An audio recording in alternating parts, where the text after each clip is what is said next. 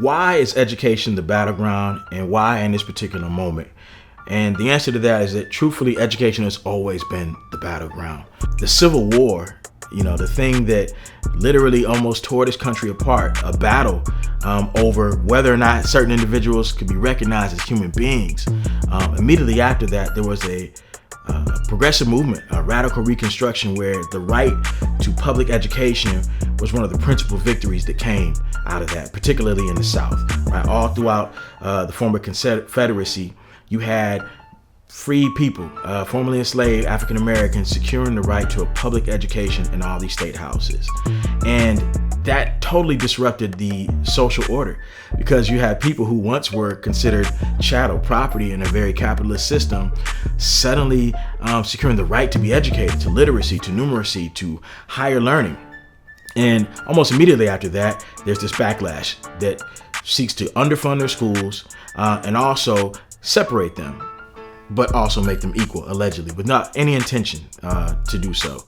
There was huge debate immediately after that on what should these people be taught. How should they be taught? Should they be taught to take liberal arts courses and be groomed for aristocracy and higher learning? Or should they be taught to do sort of menial work, right? And find their proper place in the economy? And so there's always even been a grappling over the philosophy of education. What should be taught, and to who, and for what purpose, right? And so these things have never really been abandoned. And even in those moments, you had resistance. You had folks in communities of color, particularly Black communities, who were arguing that we need to learn about ourselves. We need to be able to see ourselves, learn our histories, learn that we are not on the periphery of world or national history. We are central, and that the folks who come from our community ought to be able to take pride in their contributions and learn their true history.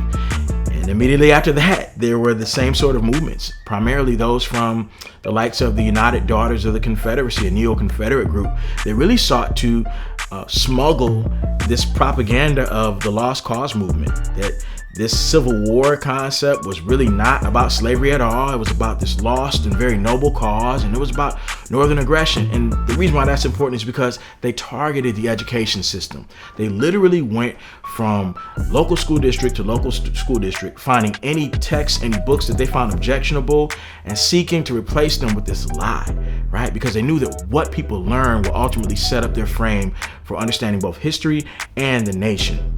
And so, even Brown versus Board of Education, it was one of the principal triggers for a lot of the sort of backlash we're seeing right now, because it opened up the possibility for people to be in community with one another. Because if you are separate from individuals, you can form all sorts of opinions about them, but when you're forced to sit next to them and learn about them, there's the opportunity, or at least the potential, to create a multiracial democracy. And so in many ways, it was the forerunner of a lot of the more progressive sort of reforms that we've seen legally.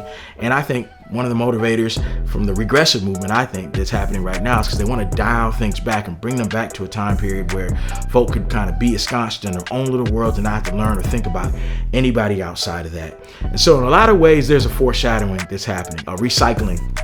Everything that is happening right now has already occurred. Education has always been the front line of social change and social movements. And what people learn influences how they act, and also what you can keep people from knowing in many ways sets the course of history for your particular nation or your group of people. So this is why in this moment, right, we have to make sure that history does not repeat itself.